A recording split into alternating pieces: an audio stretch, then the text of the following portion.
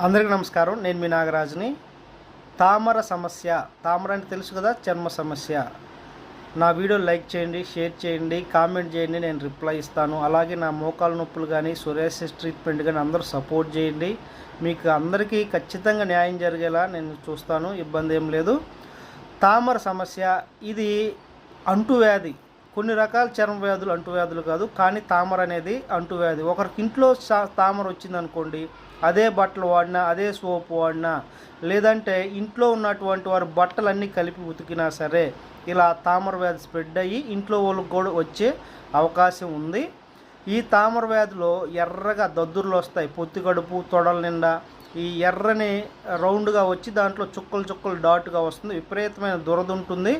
ఈ తామర వ్యాధి పూర్తిగా శాశ్వతంగా తగ్గాలనుకుంటే ఎలాంటి ఖర్చు లేదు, ఒక ₹2 నిమ్మకాయ ఖర్చు తప్ప.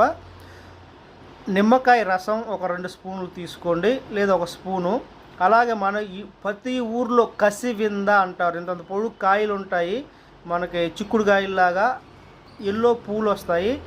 ఈ ఏదైతే కసివింద వేర్లు కింద వేర్లు తవ్వి ఆ బెరడు తీసుకుని బాగా పేస్ట్ చేసి నిమ్మకాయ రసం కలిపి తామర పైన రాసినట్లయితే తామర వ్యాధి శాశ్వతంగా తగ్గిపోతుంది, దురదలు తగ్గిపోతాయి, ఎలాంటి సందేహం లేదు. ఈ వీడియో షేర్ చేయండి.